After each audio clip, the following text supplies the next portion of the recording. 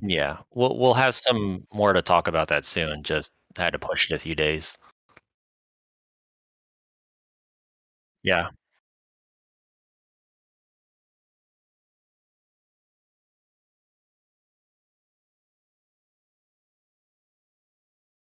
Is she going to Illuxcon?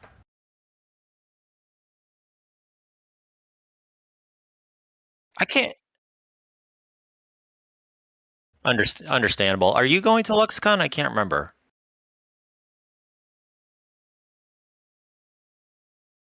Okay.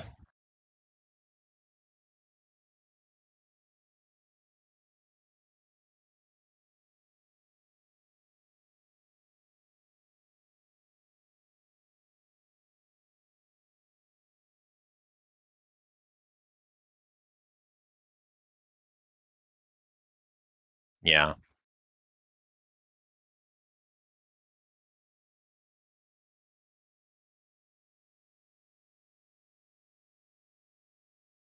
Uh-oh.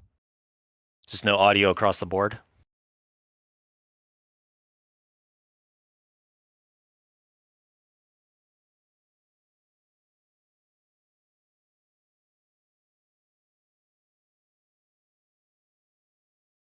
Yeah.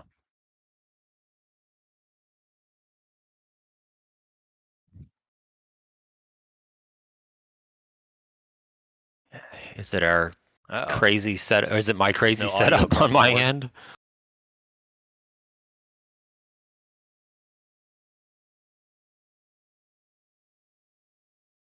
Mm.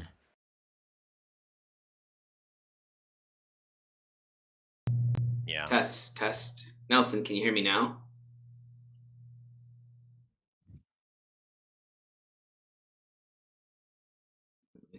Is it our crazy set or is it my crazy no audio setup across on the my board? end? Let's see. Mm.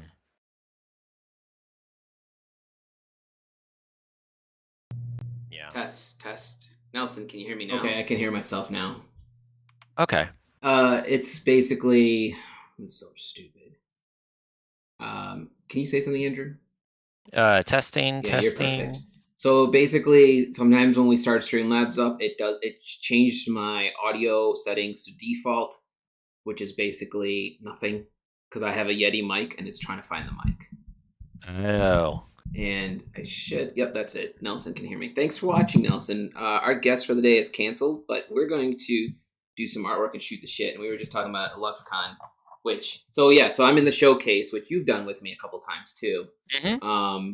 And so what I was trying to do was I'm gonna take my books have already shipped to the hotel. I'm going to take a bunch of I'm gonna take some metal. I'm gonna take a couple. I think what I'm gonna do is I'm gonna just put a stack of prints out and give the prints away. I'm going to For take free? so anyone who I think what I'm gonna do is I'm gonna gonna just put a stack of not here double audio. Hang on a second. Sorry. How big are your prints? Just a regular 12 by 18s. I have a couple extras left from the shows, and first come first serve. I'm gonna have about 30 to just give away. Because I'm gonna my next show's not till C2E2 in December. And then when I do the show in December, I'm basically going to, hang on, I think I have to hit watch stream on you so we can actually see your stream moving. Yeah, there we go. Now everyone should be able Okay, to see so like you see that now? Yep, it was set on watch. We're having lots of technical difficulties this morning. We're sorting Yeah. we're sorting it out. So, but yeah. So what I was saying is basically I have like 30 prints left over that I'm just going to gift to first come first serve. And then I have my books that I shipped over there already, which I'm hoping to. I'm hoping some of them sell. I usually try to just make back the money for the hotel, which is like a couple $100. You know. Yeah. I don't expect to really. Illuxcon's one of those shows where you don't really always make back. I think my first year there was in the showcase was the only time I've ever made back all my money. You know what? That's funny. That's the first year I was in the showcase. We made back our money too. And then just kind of went down, right?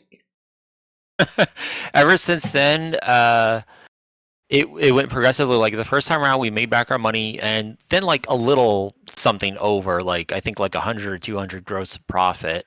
Yeah. Um, and then the next year that I did it, which was I think like 2 years later, because in the interim, like we got married, and then our honeymoon basically took up the next year, so I wasn't able to go to it.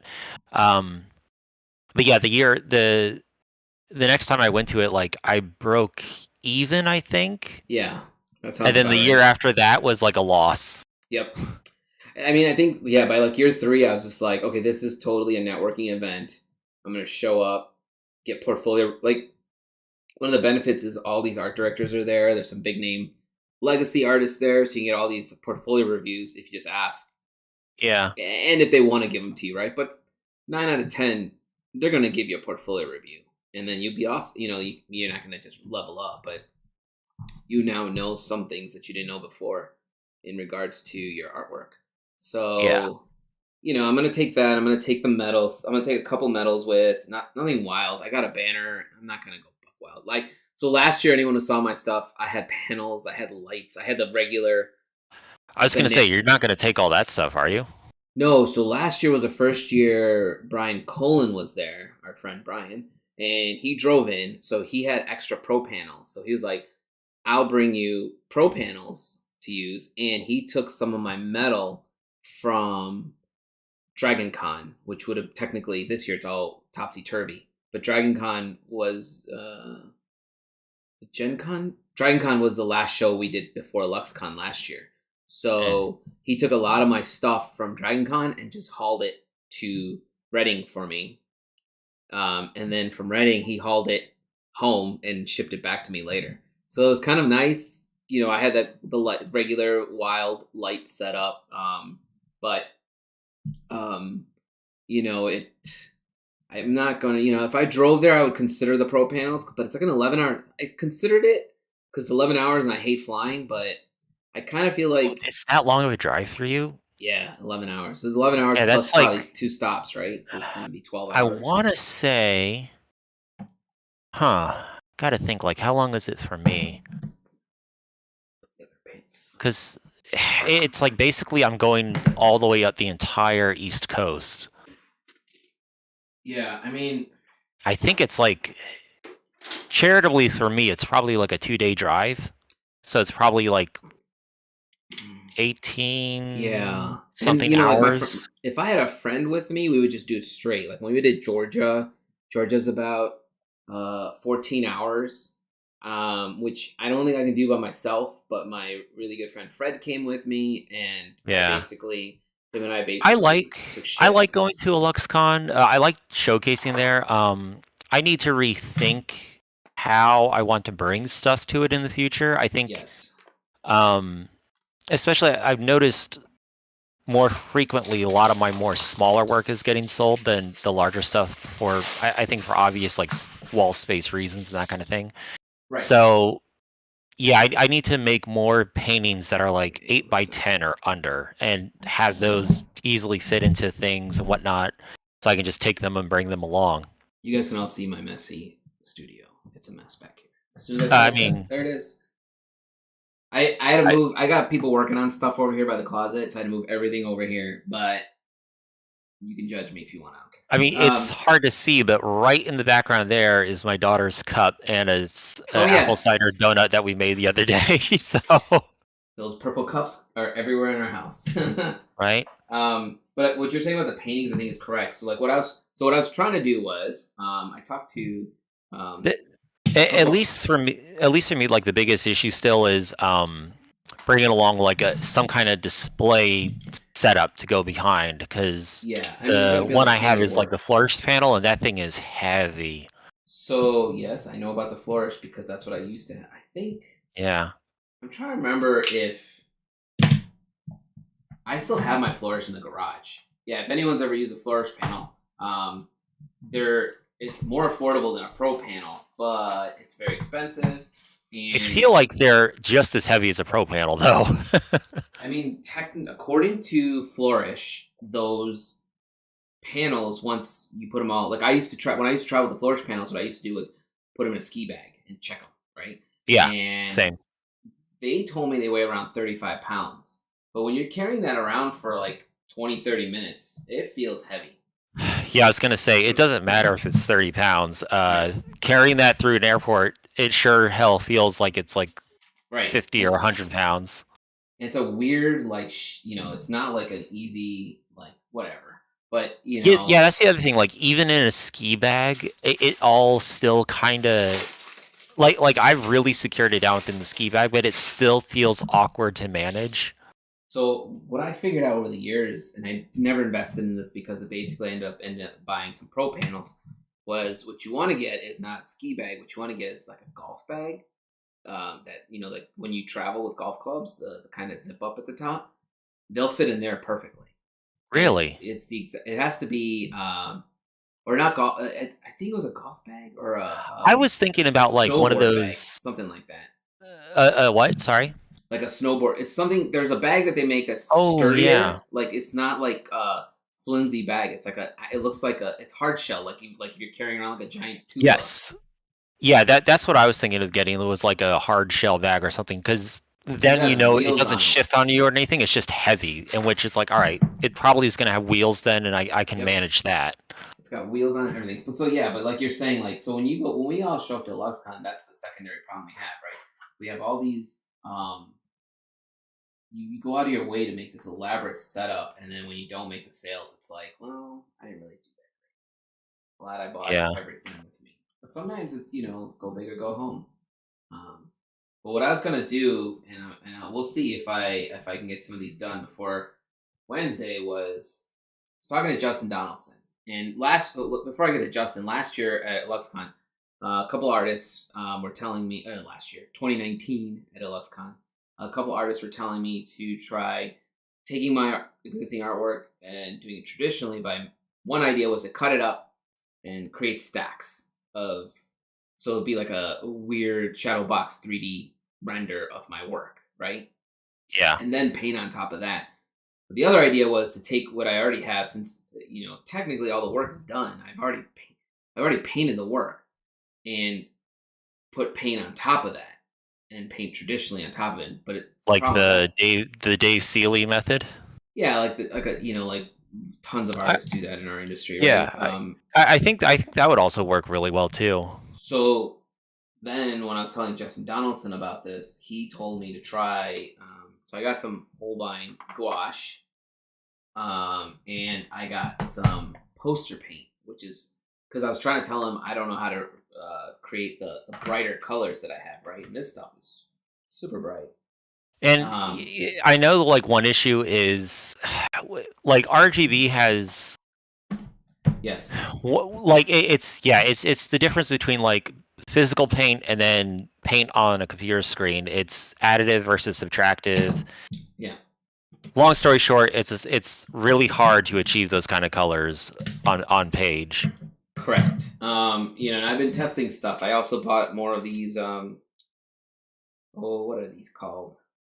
It's just I found these at Michael's one day. It's like blacklight paint, so it's got like the pink, the orange, the green, and blue. Your typical. Oh yeah. There was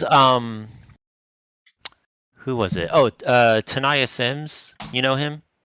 No, but I can look him up. Wait, he's been at Illuxcon. He used to be Lauren's Blake's teacher at what does he run? Georgetown Atelier, I think is what it's called. Okay. But the last Illuxcon I went to, he had a few of these paintings where it was he works in oil, but he had these paintings that had these like super there were these blues that are basically unreproducible. Okay. In print, like there's no way they. To me. Let me look him up. Yeah, they would it was just like these blues that are so vibrant you can really only see them in person. When they're in print, it's like you have to do basically a whole lot of digital manipulation just to get this same effect. Kind of the same way that I'm assuming Scott has to do with his copper paintings. Yeah, so I think part of that comes down to I gotta look this up later. I think part of it is like layering on top of. I know for the one idea that I was given for creating the extra vibrancy of, or that neon glow is to put a white base down first, which is the Yes. same thing I do on the giant metals, right? You put the white primer down first, and then you put the artwork on top of it, and it pops.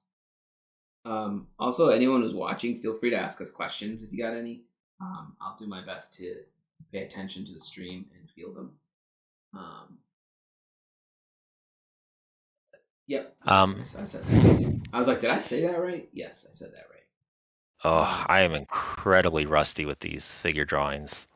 I mean, you think you're rusty, man? You saw my So here, let's see. I had Jabari had an idea for me to do some gesture drawings, and so like this is what I did so far. I just went through and did some quick gestures with. Okay. So basically, I didn't. I did use a permanent marker, and I didn't take my the marker off. Like, so the whole time I was just like sketching, Like a one-line thing. Gotcha. like a one-line thing, yeah. And Scott said the only thing I need to focus a little bit more on, like here, like you can see in yours, you got that chest kind of drawn in. So that's kind of what he wants me to focus in on a little bit more. But I got the idea down right. I can't show what I'm working on in class yet live because I want to share that as a big piece later.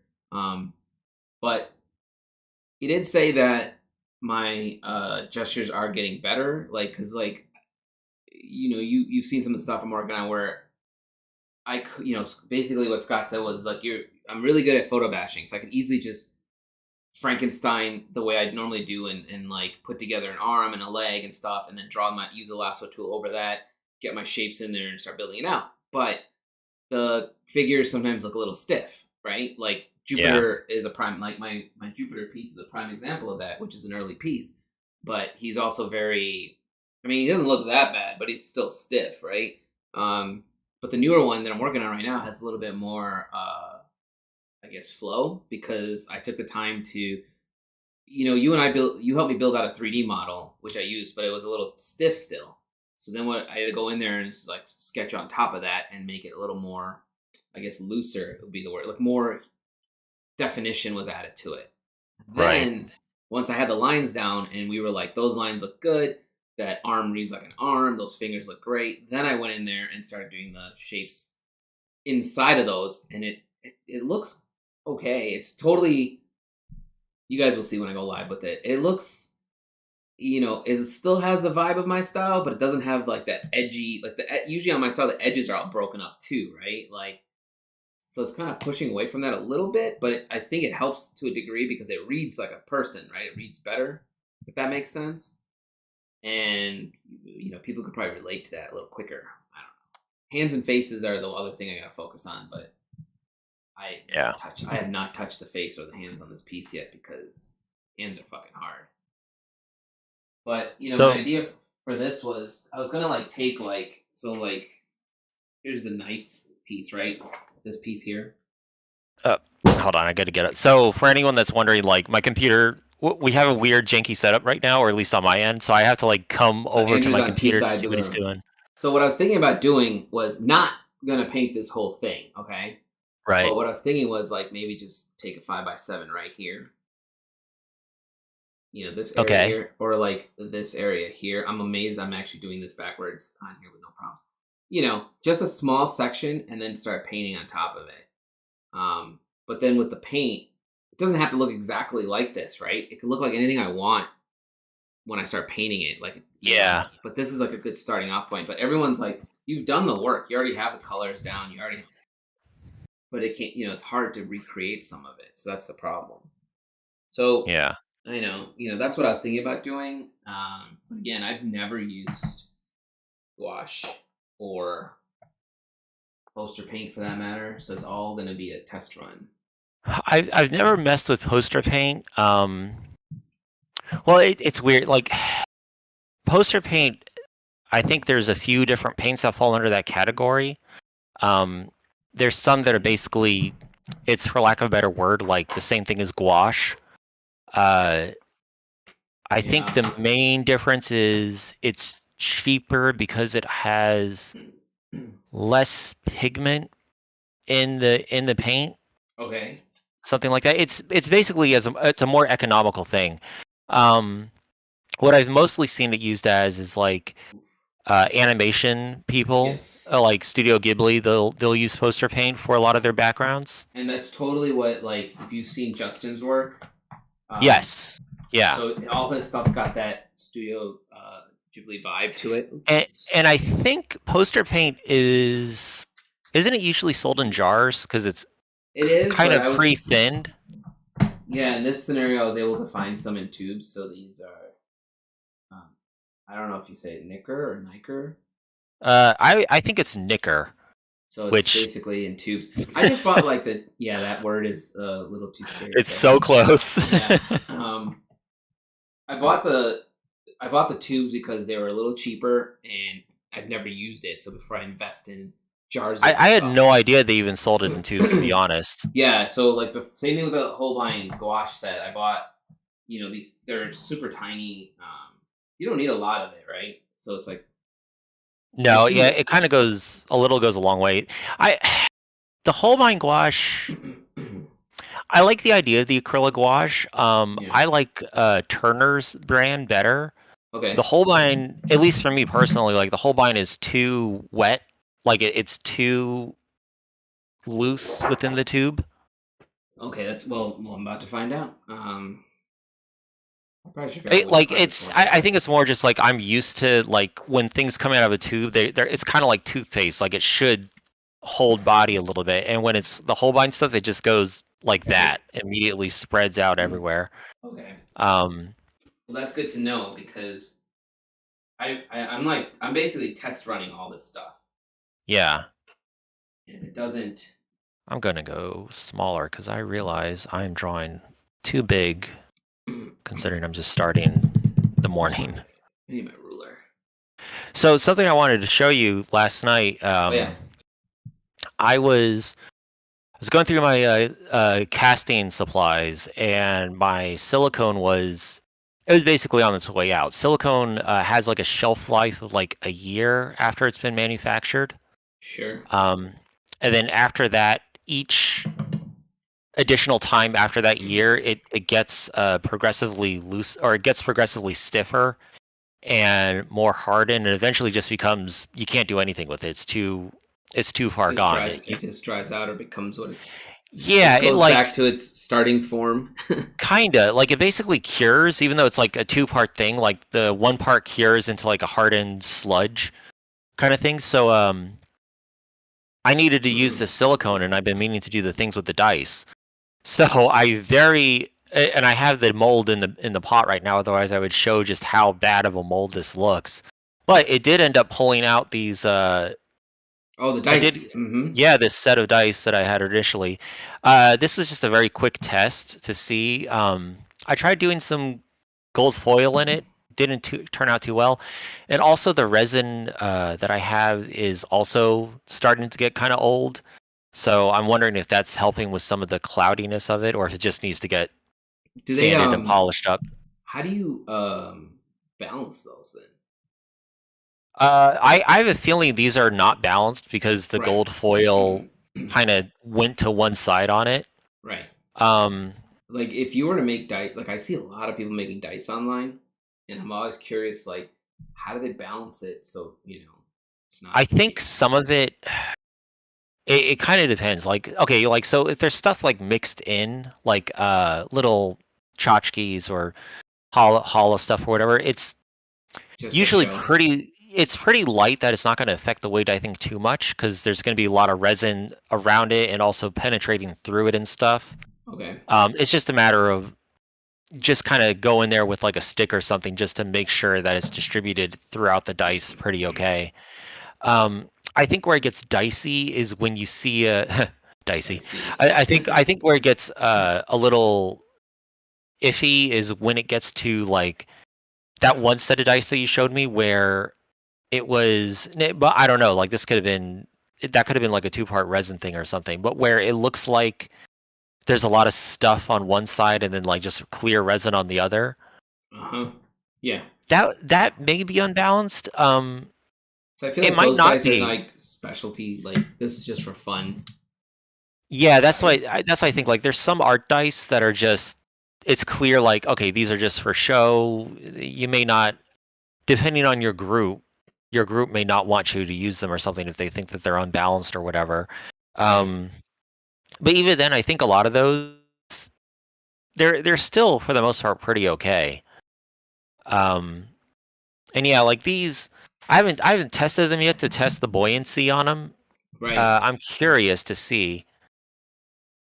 Some of them, like this guy, he only has like a little bit of gold foil, like in that Mhm. one corner. The rest of it's just pretty much straight resin.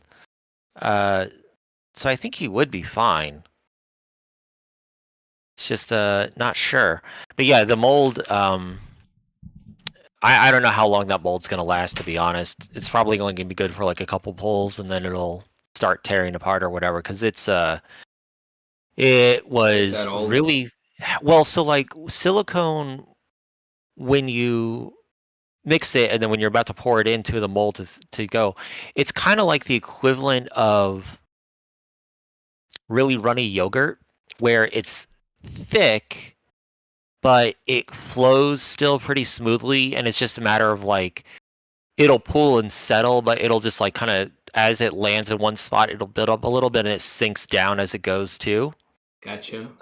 This was like really thick yogurt. I had to spoon it out of the mold cup and then push it around into the mold to try and get it. And you can't really like melt it down again, right? No, yeah, no, because it's I think silicone as it cures, it gives off heat. I know resin does. I don't remember if silicone does. Hey, So, Ashley's saying she might be able to jump in with us for a minute. oh, okay. Let me see. Let's see. Let's run another test. Let's see. Let's see if we can just break this whole thing while we're at it. Are we gonna have to like I think close we're the okay. call? No, I don't think we have to close the call. I have no idea how Discord works with that. If we have to like start another group or something. No, I think I just add friends to this. Let's find out. Actually. And then it moved us into a group.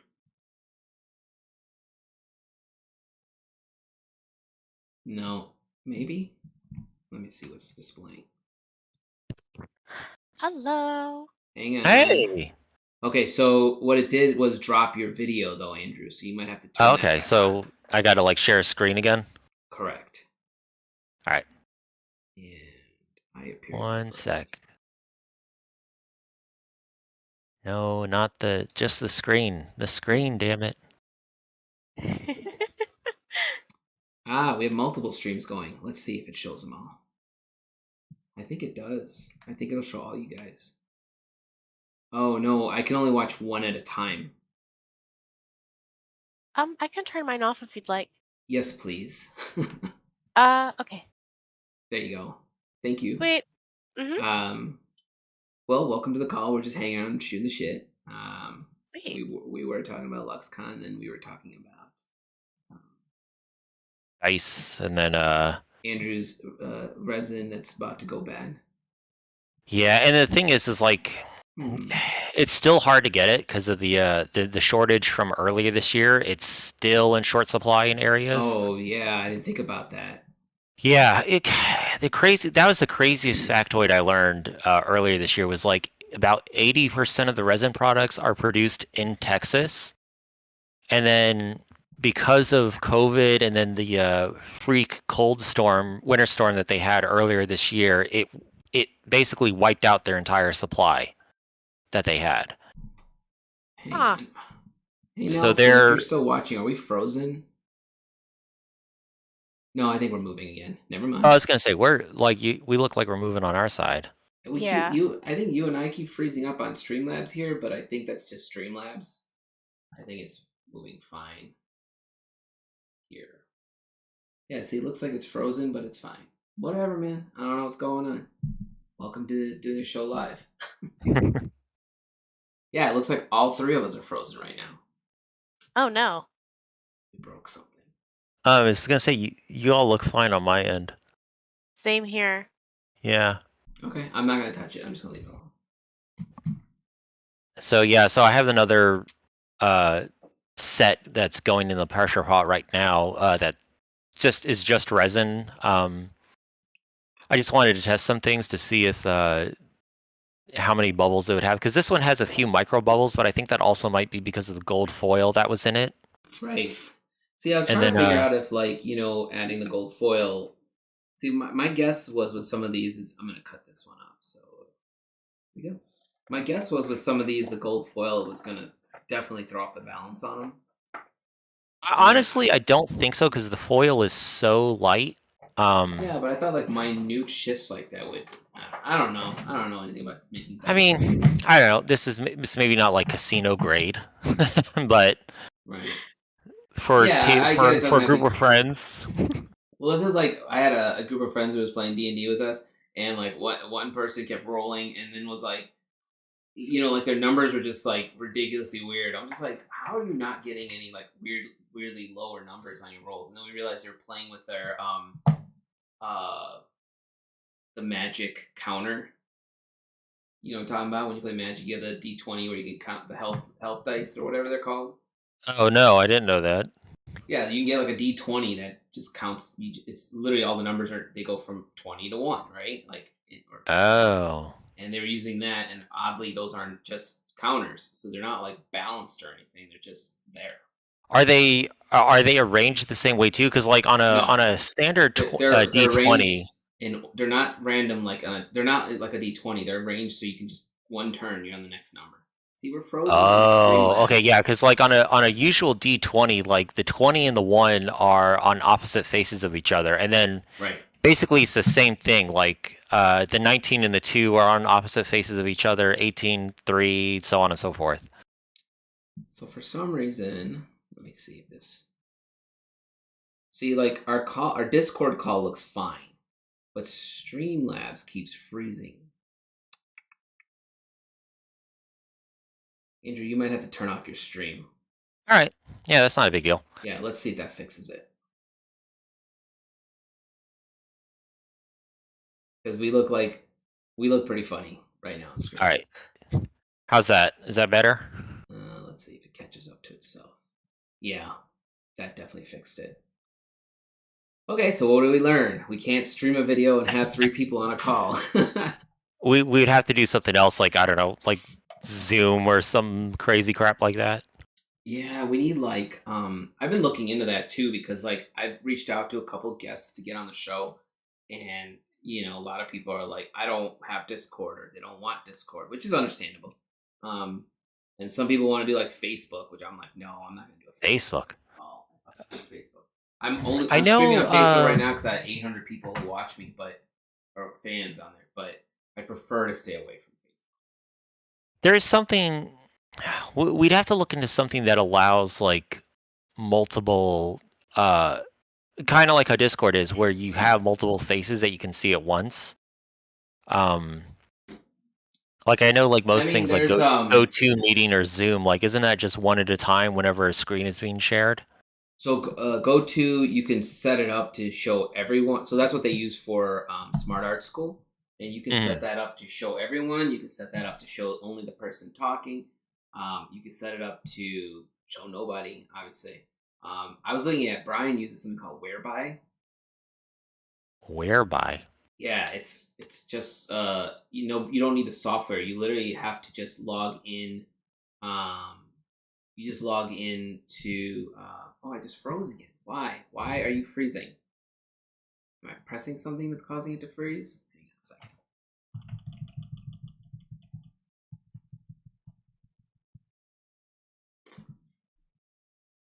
Something weird is happening with Discord. So, Ashley, have you seen any good movies for October? For October, no. The most recent movie that I did see was I saw The Green Knight over the summer. I still need to see that. Oh my gosh, I loved it so much. And I am like this close. I think that it's you can stream it somewhere now. Yeah, it's Like giving my mom streamable on Amazon, I think. I might just give my mom or whoever has the credit card for it money so I can just watch it again because I really loved it. Let me see. But let's see. I think the only things I've really watched this month, I watched Midnight Mass, and that wasn't really scary. in a traditional sense. It was more scary in the your neighbors are the real monsters kind of way. Uh, Okay. and I started watching Squid Game the other night. Yeah, Oh that's on my yeah, list. I've been watching that too. I think halfway through on it now, something like that. Is Nice. it? So it's on Netflix, right? Yeah. Yes. Yeah, that's on my list. That and Midnight Mass are on my list, but I heard Midnight Mass I heard was decent, and Squid Games I heard was really good. So Yeah, Midnight Mass. I'm curious about it, but also like the last two Mike Flanagan things, I've kind of been like, I've not been like super enthused to see him again, or be like super blown away by them. So I'm like less enthused to go into seeing that. that's the Uh, director. huh? That's the director. Yeah, he did a Haunting on Bly Manor, Haunting on Hill House, I really Gerald's like those Game. though. I didn't watch Yeah, Gerald's Game. The Hill House ones were good. I would say that Midnight Mass is a decent departure from both of those two things, and that I wouldn't have honestly guessed that they were by the same director. And also, my feeling on it personally, I like a slow movie.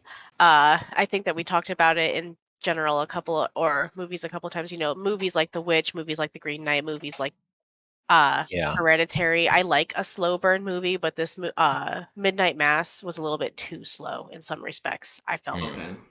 That's also the other thing that at least that my wife and I are worried about, because nowadays the earliest we can sit down to watch like a more adult show or a series or movie or whatever is like 9:30 at night.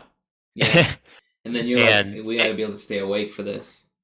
and my wife would probably have no problem staying awake, but I would absolutely pass out. Yep. I've done that. I fell asleep last night trying to watch movies, and I was like, this sucks. Yeah. I'm not doing so good on my Halloween movies for the season. I was watching Trick or Treat last night. If you haven't seen that, it's a good one. I love Trick or Treat. It's such a That same guy indie also directed Krampus, if I remember right. Oh, I didn't know that. Yeah. It's another good holiday movie. Krampus seems, yeah. I mean, I gotta figure out what I want to watch. Obviously I can watch movies after October. It's not like I'm beholden to. I mean, if it comes back on HBO before the end of October, but I don't think it will, I would say watch *Malignant*. You plugged that a couple times now. Good. I hear like it's very skewed. You either love it or you hate it. So Andrew loves it. Yeah, to be honest, like I think I do love it. But let me preface that by saying I don't think it's a good movie. So Way to sell it, bad man. movie. It's in the same vein as like I don't even like to call it a guilty pleasure, because I don't like that term. It's kind of like if you like it, you genuinely like it for certain things. But like I do understand it's a very trashy movie. Oh, really? Like Okay. Jennifer's Body. Yeah. So okay, here's the thing, right? Here's the thing. It's James Wan, which he has done other things like The Conjuring. I love The Conjuring. Saw. Don't He also like Saw. did Aquaman. That movie's garbage. What else has he done? He did he did a movie called Dead Silence, which nearly torpedoed his career. And this movie, *Malignant*, is very much, I think, in the same vein as Dead Silence, where it's 90, like it's an interesting beginning. About 2/3 of the movie is absolutely boring, and at the last minute they show something that makes you go, "Wait, what the fuck?" And then it just keeps going from there. And *Malignant's* very much that, where most of the movie I could not care less about. It's so boring, and it's so it's just a drag. However, as soon as they reveal the twist, it's like someone just cranks it up to 11 and breaks off the knob. Oh no! That's okay. Now you're for a movie you don't like. You're really selling it. I know. Like now, I'm intrigued. Yeah. Well, so then this is the Now other my thing I turn. had. Let's see this. So this is the other thing I also like about it is, and this is just my personal preference in terms of bad movies, is I like a movie that isn't aware of it being bad. Like a very earnest movie. Like I don't like asylum movies for this reason. Like the like the Sharknadoes and all that kind of thing. Like they know that they're bad and they're like mugging to the camera. Yeah, they take That's not fun. serious. Yeah. Yeah, that's not fun for me. I like it when a movie's like, "What do you mean I'm not doing well? Like, what do you mean people are laughing at me?" I like that. Cuz then it's like they're really going for it. They're really earnest about it, and God bless them. It's ridiculous. And this was this kind of case. Like after we watched the movie, I was like, is he aware of what he was making? I wasn't sure. So then I looked at like interviews, and he's talking about like, oh yes, this is my homage to like Giallo movies and all that. Which, uh, for those that don't know, like Giallo movies are Italian horror movies. Okay. I didn't know that. And yeah, so like Dario Argento's movies, a lot of his movies and stuff. They're what he was talking about during those interviews when he was like, "Oh, this is my homage to Giallo movies." What that translated to in the movie was him borrowing the lighting aesthetics of those movies and nothing else. So literally, it's just the lighting, which is like, oh, okay, that's like neat lighting effects within the movie. But nah, beyond that, not really a whole lot of other things that I would call like Giallo within it.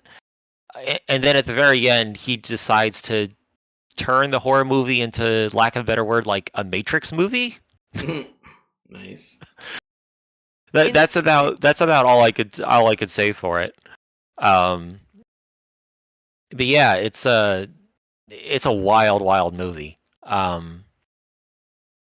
And yes, yeah, if it comes back on HBO before the end of October, I would wholeheartedly recommend it as a Halloween thing.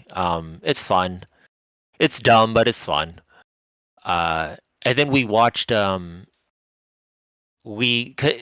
Peacock has a thing where it's free, but it has a premium thing where you pay like $5 a month and then you can get access to their premium stuff. And we figured like, okay, they have the new Halloween Kills on there. $5, we'll just cancel it after a month, and then there we go. We it's better than like renting it on Amazon or something where it's like usually $20 or something whenever they do that for new releases. So we watched that too recently, and Halloween Kills. That's the new one. Yeah, right? yeah, that is the new one, and I almost want to say that one is also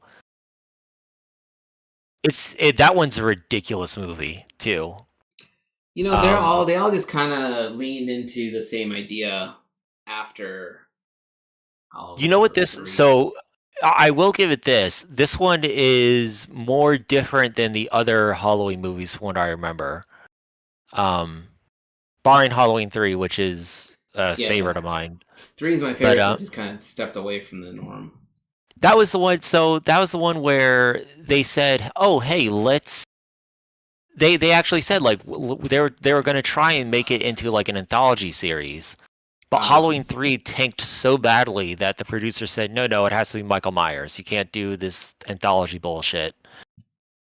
Because Halloween 3 has nothing to do with Michael Myers or anything like that. And then, it just critically and commercially flopped. So they ended up like Halloween 4, I guess, was when they just reverted back to Michael Myers. But this new one, was basically watching like a martial arts movie, but the Bruce Lee character in the martial arts movie is Michael Myers. If that makes sense. That makes no sense. That makes no sense.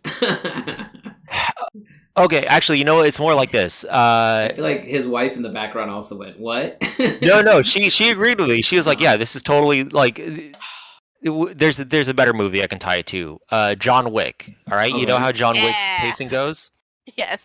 Michael Myers is John Wick. Oh, sick. Okay. just killing people left and right. Great. And killing people left and right, and the entirety of the town are red shirts. Wow. And like I'm pretty sure, including Jamie Lee Curtis, right? She's back for a role. She's back. She's not in it that much. I feel like she's got to be just like, man, I hate my brother so much. Judy Greer, who's her daughter in it, is actually more the main character than Jamie Lee Curtis.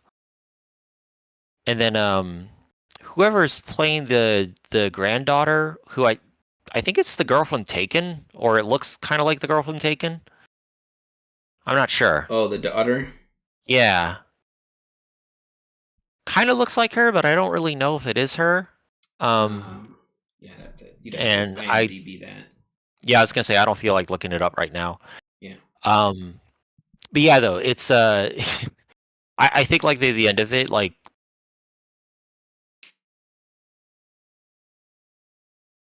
I think by the end of it, he ends up killing like half the movie or something like that. Jesus.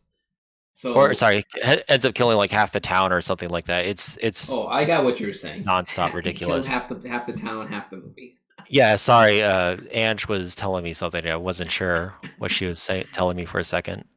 She's like, "You're selling it wrong again." Did you watch? I'm gonna shift away from the Halloween talk for a second. Did you watch that? I know what she was telling me. Sorry, she was telling me that the girl is not the Taken girl. Oh. I mean, I can look it up. I was gonna say she knows who that character is because she watches those movies a lot. So. Gotcha. I mean, I saw Taken 1, and then I heard there's a Taken 2 and a Taken 3. Yeah, I think so. I didn't know there was more than one. Yeah, I never watched the second one. Apparently, they go for his wife as punishment for killing one of the dudes from the first one. It was the villain's brother or something. Go figure. And then I don't know what 3 is. Like at some point, it's like this dude's got to be tired.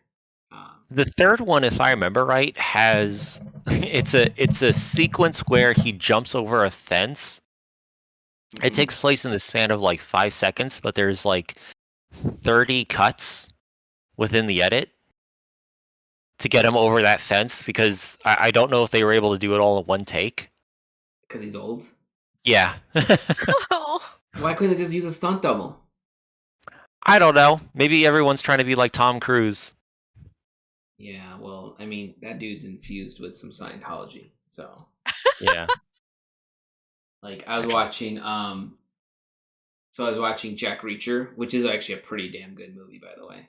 Oh, yeah, that one is a lot of fun. And, you know, if you ever read the books, the character in the books is like 6'5", you know, pretty built, he's military trained, right? But, like, Jack Reacher, Tom Cruise is like 5'5". So all these people were like, oh, they picked the word. Like, you know, I'm like, yeah, but I thought, for Tom Cruise, I thought he did great. Like, his pacing was good in the movie. He played a pretty badass character. I'm always curious. His entire life is apple crates and trenches. Yeah, I'm like, the dude's got to be like, I need to stand on something because I'm shorter than this person, right? Like, then again, that's the same way with Robert Downey Jr. You know, whenever he's in scenes with Gwyneth Paltrow. Yeah. Is he short? He's my height. He's only 5'9". Huh.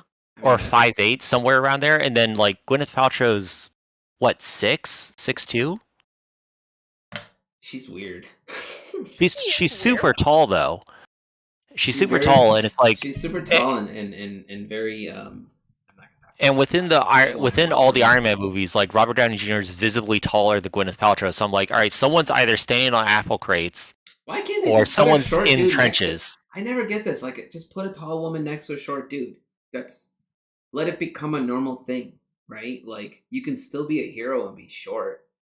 I mean, yes, but I'm 5'7", so I'm taller than Tom Cruise. Producers are dumb. Yeah, I mean, I feel like they psychologically they're like, oh, if the hero dude is shorter than the female damsel in distress, this isn't gonna work. When it's like, why not? Yeah, you know, someone needs to make that happen. But yeah, I mean, so I watched. What was I saying? Is I watched Jack Reacher, and I thought that movie was really good because it's got good pacing and it's got some cool like scenes. That's what I've heard too. Like the trailers didn't sell it for me, but then I've heard after the fact that it's actually I would highly recommend quite good. It. I enjoyed it. It does have some like what kind of scenes in it, but for the most part, I think it's how he sells the character. He's very like you can like the character in the book is like calculated and very good at figuring things out, and he's not like it's not like a hard stretch for him from his Mission Impossible character who's consistently solving those riddles, but it's not as fast paced as a Mission Impossible, which are fun as fuck. Speaking of Tom Cruise, I mean, like Ghost Protocol, I think is an amazing movie. I love that every minute of that movie. Oh, that movie's. I love that movie. Wait, is Ghost Protocol the one where Henry Cavill reloads his arms? That's the one after that, where he's like, fixing his. It's like fixing his sleeves. It's like, roll your sleeves up, man. He's not rolling up his sleeves. He's reloading his arms for action. Like, you lazy fuck. He's cocking his arms like guns. That movie is why he has that mustache that they had to digitally remove in Justice League. Like, how slow does your fucking mustache grow that you couldn't just shave it off, dude? Well, you know what it was? It was a studio pissing match because the studio said, no, he's contractually like one. Yeah.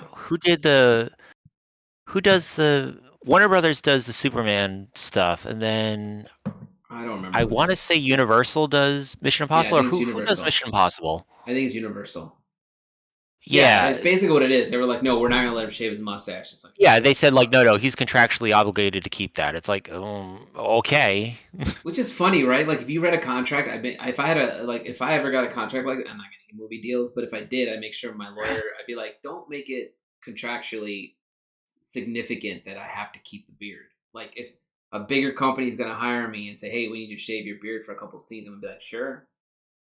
It'll go right back. I think also some of the issue they had with it was because he was filming the Mission Impossible stuff around the same time they wanted to do the reshoots. They were like, no, he's gonna have to like shave his mustache, and then we have to like go around half our movie with a fake mustache because you guys messed up. No, we're not doing that. Yeah, well, welcome to Hollywood, I guess. It just comes down to the same. What is this? There's some crazy, silly stuff.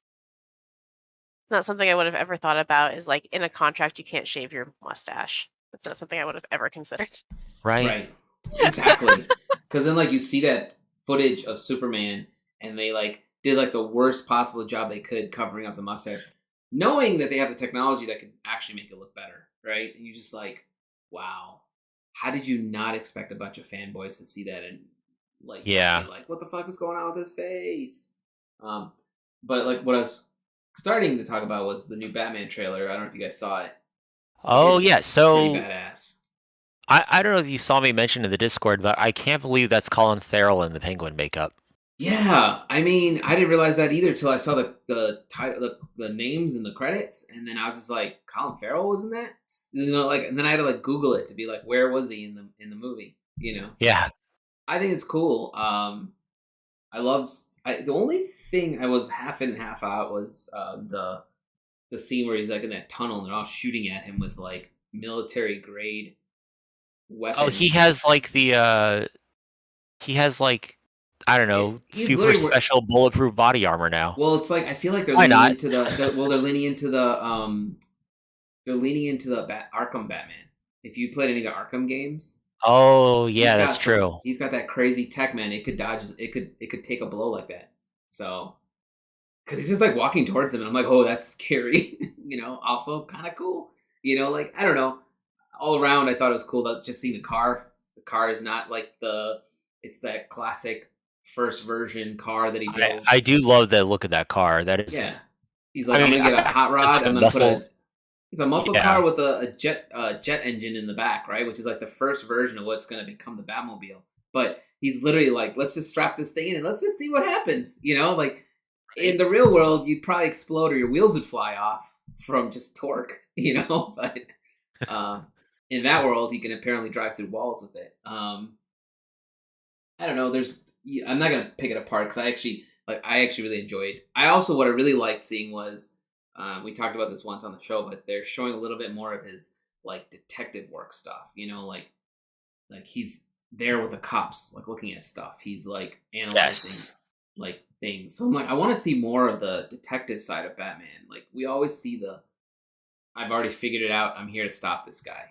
You know. I do hope they have more of the detective stuff. That like no movie has ever really shown him be a good detective. Yeah, and he's supposed to be the world's greatest detective. Yeah. In theory. The way he solves things is with his fists. I mean, Oh, you mean that's not how detective work is done? That's how you get information fast. But this one's also got the like he's got a very like a little bit of a Frank Miller vibe to him. I think it's supposed to be based on year one, where It might be. This feels like it's gonna be before he says I'm not gonna use a gun, but we'll see. Like he's got his moral code at some point, right? Have you ever read like original, like the old school Batman comics? I'm talking like first version of Batman. That dude was dropping people from buildings and. Oh, like the Bill Finger, Bob Kane stuff. Yeah, I mean. Yeah, here and there, like not a whole lot of it, but yeah, here and there. Just killing. Like there's I always thought it was hilarious. There's one where this criminal's like looking out the window, like, "Hey, I thought I heard something out here," and Batman's foot comes down, and just breaks his neck, and you're just like. He just literally falls down and breaks his neck against the window ledge, and that's how he took out that criminal. I'm just like, that's cool. And then, years go by, and DC was like, yeah, we can't have this guy being so violent, But well, if I remember right, I was gonna say, didn't the comics code basically put a nix on that? Because there's also an early Superman comic where he yeets someone into the sun. Yes, that's correct.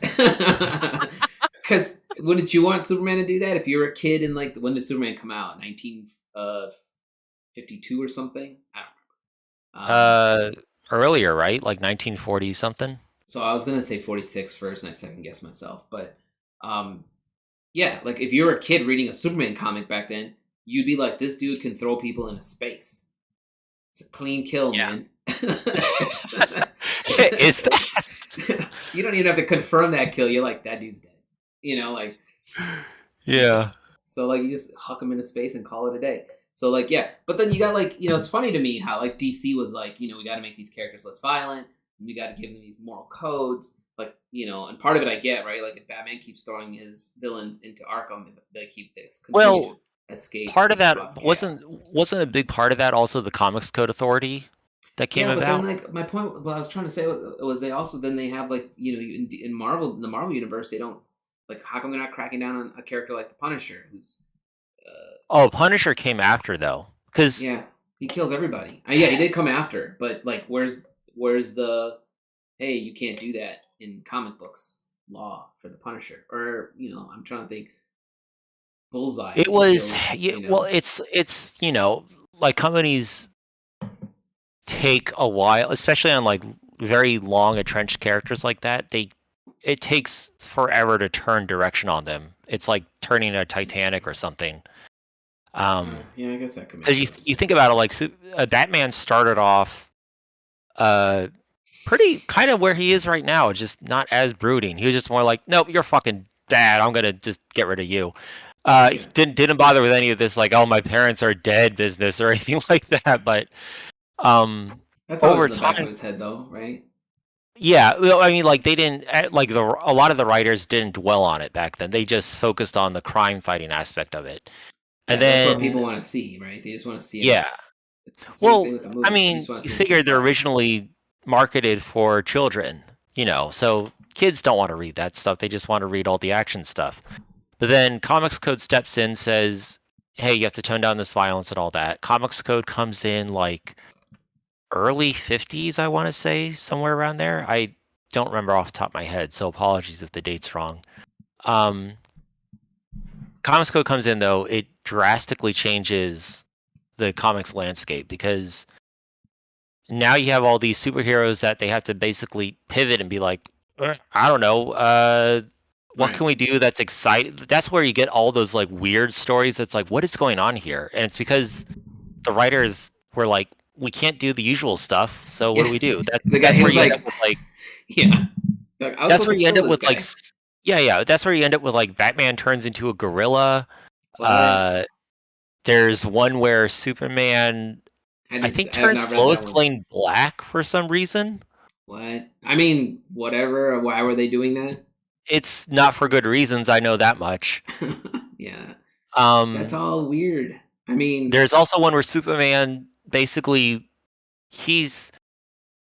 I don't remember what the story itself is, but the cover is Superman standing over a fire hydrant that's out in the middle of the desert or something, and it's spouting water.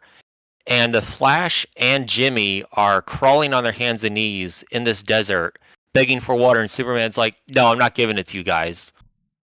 And the log line for the cover is like, "Find out why Superman's a dick," or whatever. Right. You know, why is Superman being evil? But yeah, that's like that was like what a lot of the Comics Code did was basically so many of the writers were like, we don't know what to do with this. We're gonna do all the goofy stuff. And then by the time it's funny because like so by the time that Batman 66, the Adam West stuff, came about, there was already starting to become a slight shift in it where they're starting to turn away a little from that. But the Adam 66 stuff, the Adam West stuff, that was like an homage to the older Batman comics, which were goofy. Exactly. Well, yeah, because they really didn't know. Well, it's because that was like that was the time like those people grew up with the Comics Code stuff. They didn't really grow up with like the pre-Comics Code stuff. Right. So then by the time Tim Burton's Batman comes around, that's more calling back into like the 70s and 80s stuff where the Comics Code kind of lost a lot of its teeth. Yeah. And that's also when you see characters like the Punisher spring up and that kind of thing. And eventually everyone just said, why are we following this? It doesn't matter. No one's coming after us anymore. Yeah, no one's like locking down on this. Yeah, I mean, because like, because I didn't read the old Batman comics. I started reading like 80s, right? So I was reading like Frank Miller and yeah. By that point, Adams. The Comics Code was pretty much dead and done. Yeah, so I was reading even like though there Adams stuff. Yeah, even though they still had it on the pages, it was kind of like, it's there, but we don't really care about it. It's the typical scene in that industry, basically. Yeah, because you had like, they fucking blew up Robin, remember? You remember they took a vote for that shit? They're like, should we kill him or not? And the fans were like, kill this motherfucker. Like, well, wasn't that Jason Todd? No, yes, that's Jason Todd. Because Tim Drake is the first Batman, or first Robin that becomes Nightwing. Jason Todd was the second one. Tim Drake. Oh no, I thought Dick Grayson was the first one, right? Dick Grayson, yeah. What did I say? Tim Drake. Oh yeah, Tim Drake's the third one. Okay. Yeah. No one liked Jason Todd though. That's actually why they ended up killing him. Well, they try to make him this like he was kind of a bitch. I don't know how else to say it. But they wrote him that way, right? They made him like a whiny kid who consistently wanted to do whatever he wanted. You got to keep in mind, he's like a teenager, and then he's now been given all the skills and the abilities to fight crime, and do what. So he's just doing what he wanted. People hated that. I didn't read enough of that character, right? I like I said, by the time I got in there, this sidekick wasn't a thing for me initially. So, but yeah, like Nightwing's a great character. So that was a cool idea to having him leave and then he starts the Teen Titans, right? And then becomes Nightwing. Yes. Tim Drake is actually a really cool character too. Jason Todd, I didn't think he was that bad, but he did have his moments. I believe he's the one that dumped a dude off the patio of a condo building, high rise. There's a comic where this guy was was abusing this girl, which not cool. And then I think it was Jason Todd who was like, "No, man, you're not gonna abuse her anymore." And he showed up, and when Batman showed up, he goes, "Oh, he took a bad step and he fell. He fell like 30 feet, or he took a bad step and then he fell like 30 floors down or something." But then they killed. What they I do like kind of like how they brought him back, right? He's the Red Hood. If you guys have read further comic books, right? He's back as a Red Hood, basically. It's funny because Ashley looks like she has something to say about that.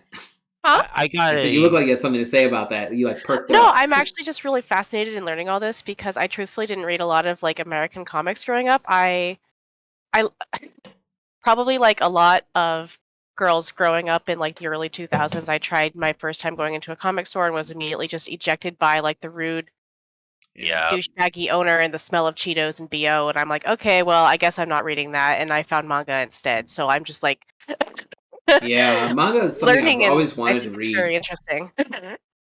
always wanted to get into manga. I just never did. Like my cousins all read it. They were always like, but I was already like hooked into comic books by then, right? Because I like we had a guy. So we had this guy down the street from us when I was growing up who built a comic book store literally like 3 blocks from where I lived.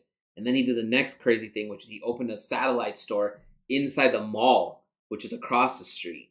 So like if you're in the mall shopping, he had this little satellite store there with comic books you can buy. Same store, just 2 spots literally across the street from each other. And he was doing really well. Yeah. And like I used to go in there all. That's where I bought. Like I remember I bought Spawn #1 there. I bought my early Batman comics there. Dark Hawk when it first came out. Like all my early, and it wasn't a big store either. It was probably like 2 of my rooms. It was probably only like 20 or 30 feet deep and probably 10 feet wide. Like it was a tiny little storefront. It's now like a plumber or electronics store. I don't remember what he didn't last, obviously, but probably because he double dipped, But by the time I was older and my parents moved me out of Chicago, we moved to a suburb where basically I found another store. And this guy is one of the earliest stores that did a thing where if you collected specific comics, it's called Keats Comics, by the way, he would hold the comic for you. So you can just show, you don't have to be like, I have to get to the comic book store on what's new comic book day. It's every Tuesday. When's new movie day? Every Wednesday, right? Movies used to get released on Wednesdays, I think, and comic books were Tuesdays. I think I'm flipping the two in my head. But well, I know like new releases for home media stuff is always on Tuesday, and then comics is Wednesday. Yeah, and then theater releases are like Friday, Thursday night, somewhere around there. Oh, this link says new comic day is over. Yeah, it's Wednesdays. But it sounds like it shifted after the pandemic, which is fine, because what the problem was is like every Wednesday I'd have to beg my dad to drive me to the comic book store, right? Like, hey man, when I lived in Chicago, I can just walk my ass over there and pick it up. But then he moved me to a suburb where it was nowhere near me. So I was like, I don't drive a car. You got to take me. And then I found this guy, Keith. And Keith was really cool about, he had a system set up where he'd be like, which ones do you collect? I'll hold them for you. And then I could go in like 2 or 3 weeks later and just pick them all up, and they'd be waiting for me. And I used him for years, until I moved back to Chicago. Then I was too far from him, and then I went back to the original plan, which was walk my ass to a comic book store. But it's funny. Nancy actually came to the comic book store with me one day, and he was talking about how I used to come in there when I was like 14 to now. I'm an adult, and how he's seen me go through 3 different girlfriends. Like, oh my goodness! And I was just looking at him like, can you not? Like he's like, I've seen all his girlfriends. I know everyone he dated before he married you. And I'm just like, dude, stop. Oh no, he's blowing up your spot. Well, the thing was, the problem with that conversation was Nancy was like, were they all collecting comic books? And it was like, yeah, I dated. Early on, I was always dating like an artist or someone who collected the same stuff I did because I thought that was the good idea, and it's not really that great an idea. I don't remember where I was going with this conversation. But, I had no idea. Oh, you know what I was gonna say was we were talking about how the stuff has changed over the years. Like, because just the other day, DC did a thing called Fandom where they oh yeah, they did all their releases, whatnot, right? But along with that, there was a thing for Superman where they said fighting for truth, justice. It used to be fighting for truth, justice, and the American way. That was Superman's like little tagline, and now it says fighting for truth, justice, and a better tomorrow. And people lost their fucking minds. They're like, oh, Superman's no longer fighting for the American way. It's like, that's because we've lost it, guys. I don't want to get political about it, but that's the point of that. The point of that title is, hey man, we are currently in a state where we're all fighting for a better tomorrow. And that's fucking accurate, And if you don't like it, then you're not, like that would be what Superman would do. He'd be like, I need to fix what's happening with the world, Mm-hmm. But yeah, typical to fanboy behavior. Everybody lost. Like, you just gotta I avoided everything on Twitter when everything came out because I was like, I don't want to know where this is going to spiral into. Yeah. Even the Batman stuff. I love the Batman trailer, and justifiably, people did get mad about Aquaman, and that's because that one actress is still in it that was abusing Johnny Depp. Oh, Amber Yeah, the Heard. one who like cut Yeah. off his finger or Yeah, whatever. and people were like, "Why is she in the trailer?" And I was like, "Yeah," like so. In that one, I didn't want to jump on the bandwagon, but I was kind of like, I feel the anger on this one because I don't, she literally admitted to it all, right? She was just like, "Yeah, man, I beat him because he needed a beating," and you're just like, "Wow." Yeah, that was just some top tier crazy shit. Yeah, it was cringeworthy, and I was just like, and I feel so bad for Johnny Depp because he's probably my top favorite actor, right? Like, Yes. and he yes. got he lost jobs, and he was getting fired, and then nobody believed him because nobody likes to. Again, I don't want to deep dive into this, but like we can, but like people don't believe that people like a lot of people believe only men are abusive in relationships, like the women can't be, right? And it's like, of course. Yeah. I understand. I will say the largest percentage is men, but women definitely like the Amber Heard stuff was wild. When I saw the photos of his fingers, I was like, "Ugh!" I don't think I'd just sit there and let you cut my finger. I'm sorry. I would probably smack the crap out of you. Yeah. Or Just leave you wild shortly stuff. after. So, but I see that like I'm, like that's when I feel like if you're like a victim, you just stay. But so yeah, so the Aquaman, they were showing like clips of it, and there's a clip of her, but I'm like, maybe she's only in it for 5 minutes. I don't know. I definitely would like to not see her in the film. I don't think that individual deserves to have a job in the industry anymore, but that's not my call. I didn't really know her too well before Aquaman. I didn't know really any of that stuff either. I just remember thinking like, God, she's a really bad actress. Yeah. She was in some horror movies, I think, beforehand, which is, I think that's the James Wan connection, because I think she's in some of his movies beforehand. I didn't know much about her until this, because the thing is, when the stuff came out with Johnny Depp, I was like, I don't know Johnny Depp on like a personal level, but having seen and watched this dude growing up for years, he just seems so out of character for him to be like. This is a man who goes dressed up as Jack Sparrow to hospitals to help children and stuff, right? Like, Yeah. it just seems Right? so out of character for him to be like the dude hurting people. And it's like, I don't know, maybe he said some mean things to her. That's possible, but doesn't sound like it. So, Mm-hmm. yeah, we're going to a bad place here. Like, I'll move us away from this conversation. But yeah, fanboys are gonna fanboy. They can't fanboy no more. But that your story actually reminded me of that because it's like, yeah, like why? Like I remember that feeling when I'd be in the comic store and a girl would walk in and people would just be like so like they were like just ignoring the female presence. Where you're just like, why wouldn't you want, even as a 12-year-old, they'd be like, why wouldn't you want that person collecting comic books too? Right?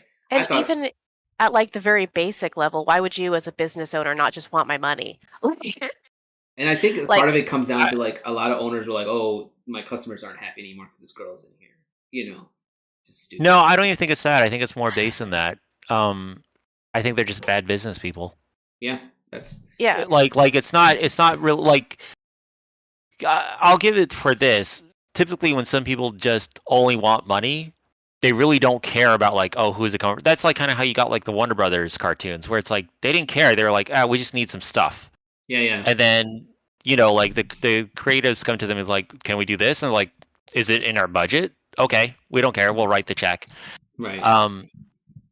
The inverse of that is you get people that are very passionate about a thing, but they don't have a good business sense about it. And I think that's where a lot of the comic shop owners can be like, where they created that as a space to be in there. And they're the same way as like their own, with their customers, where like they're like, oh, we don't want people to invade our space on this. Right. Well, you're going to lose customers then, because you're basically shutting out people. Right. On that. I mean, like, I remember the first girl that I dated that loved comic books. I was like, this is insane. Like, I've never met a girl that likes comic books, right? Like, see, like, I was blown away by her. She turned out to be a bitch, but that side of her was cool. But yeah, like, and again, it shouldn't have been. I shouldn't have had that feeling of this is so cool. She collects comics as a girl. It should have just been like, this is so cool. Here's somebody else that likes comic books just like me, right? But hopefully, I feel like it's starting to. I feel like that is starting to shift a little bit. Like there's more of the there's a ton of females talking about comic books now. So, and a lot of female writers that are writing the comic books now. So I think changed. that it's slowly starting to turn around. Just a lot of social cues for a lot of things are changing, and I think that that's really very heartening. Yeah. Because there's probably a lot of women in my age group who similarly missed their shot at getting into it because of just like the hostility. Yep. And it's not for a lack of interest, at least at that time. But it's just like, okay, well, I don't want to deal with any of that. Yeah. And so I'm really excited for all like the kids coming up nowadays who are able to just get into things a lot easier with less harassment or general bullshit. What's crazy is a lot of the market, at least a lot of the American comic book market, had the chance to include a lot of those people. They didn't, and a lot of kids just said, "No, fuck it, we're gonna go to manga then." Right. Yep. I mean, that's whatever the next thing, basically, actually. Or whatever the next avenue is, right? And weirdly enough, personally, I feel that what most people consider is like mainstream comics, like superhero cape stuff, like that's on its way out, even though I agree. There's a lot of it within like movies and all that kind of thing. It's basically kind of dead. I feel like some staple characters can hold on a little longer, like your Superman, your Batman, Spider-Man. Even still, they're recycling them over and over and over again. And really, like a lot of these social impetus and events that were happening that led to their creation is kind of not really relevant or around anymore. So, like, where can they go? Unless they really dramatically change a lot of the ways that they do things, they're not going to really be experiencing that kind of resurgence, at least in my opinion. Yeah, so that's what I was going to say is, where, like, even though that part of it is dying, comics itself is actually doing very, very well. Indie comics, those are freaking exploding like crazy still. Yes. After all these years, I mean, it's been exploding in quality for years and years and years, and now you have more and more of the book publishers are actually getting into it too, like Scholastic. I think Penguin Books, like Penguin Random House, like they're getting into it too now. Somebody just bought out all the main distribution from Diamond to get it. Like, oh well, like I know Marvel and DC both said, "See ya, we're not going to do Diamond anymore," which I'm just waiting for Diamond then to finally die off because it needs to. That's a whole other thing. But yeah, most of the most of the like really good stuff nowadays, it's like kid graphic novels. Those are fantastic. Indie stuff, those are fantastic too. Dude, I just got a indie comic. I don't know where I put it. It's called Nimona. Oh, okay. That sounds familiar. What is it about? Here it is. I can see it right here. It's like a I don't know how to describe it. It's like a fantasy. It's basically there's like, can you see that? Yeah. Basically, she's like training to be a knight, I guess. I haven't finished it yet, but like it's like a side. She's like a sidekick, and then she's a sidekick to a supervillain. Basically, I guess is a supervillain. A sidekick and supervillain. Art from that. It's very cute. Yeah, I mean, it's won awards. Somebody told me to get it. It was like $10 on Amazon, I believe. So I bought it and I started reading it like a week ago. And like you were saying, Andrew, like indie comics, I think is like because it's different, right? You're not like reading. Yeah. I went to the library and I snagged a couple indie comics, like random ones that I found.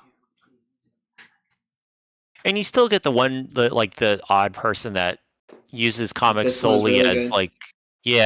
So you still get some comic creators that do it solely as a way to basically be like, hey, our movie pitch didn't go through, so we're selling it now as like a comic as to basically like seed interest in it. But most comic creators just create it for the comic, like they don't.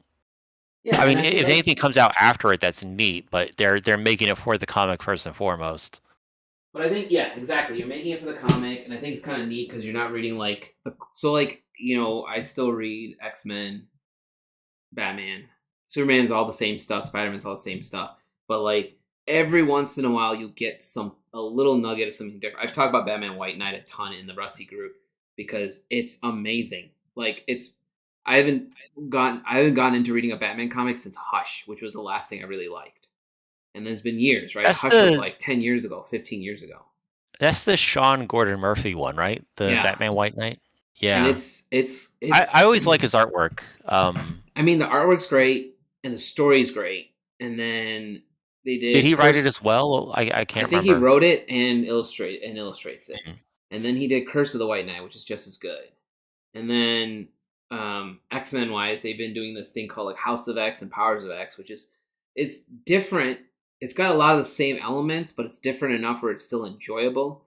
But at the end of the day, something like Saga or I can't wait for Saga to come back. Yeah, Saga, or like if you haven't read Low, comics like that, I feel like are always are better because you don't know what to expect. Because when you're reading an X-Men comic, you're like, you know what those characters can do, you know what they could possibly do.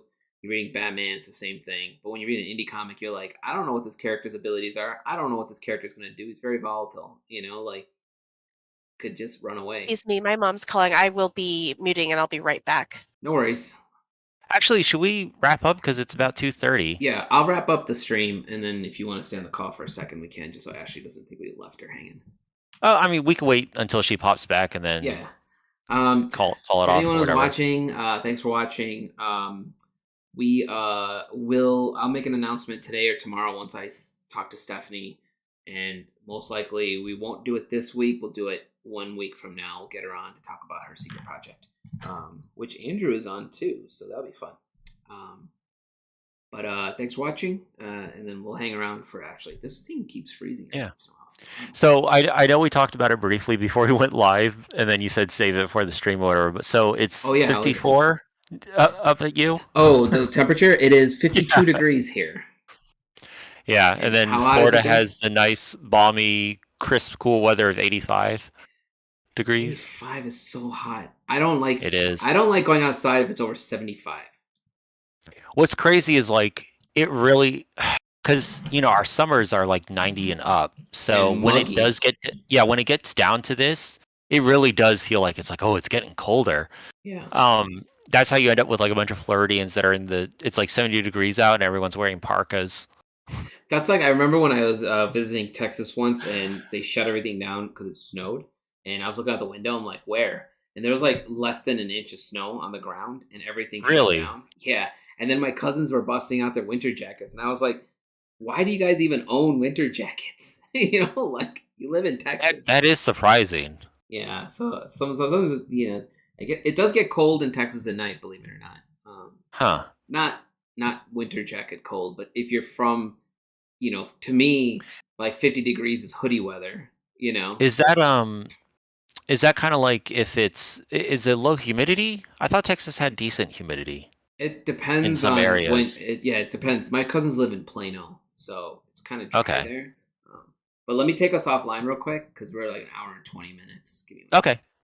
Thanks for watching, guys. Like I said, stand by. I'll make an update on Stephanie. We're also hoping to do a Halloween special on the 30th. I will let you know. It's probably going to be Kirsten again, Tia, and probably Andrew and Joanna if she's available. So the same people that were on the horror movie episode, we're going to catch up about those. And we'll probably, Kristen said she'll give us a tour of her house, which is a alien. Oh, that'll be exciting. House. So we might do a night call so she can walk around the house and show us all the spooky stuff. So, okay, hang on. That'll be exceptionally exciting. Yeah, I was like, I'm in. If you want to give us a tour, I'll schedule it for nighttime.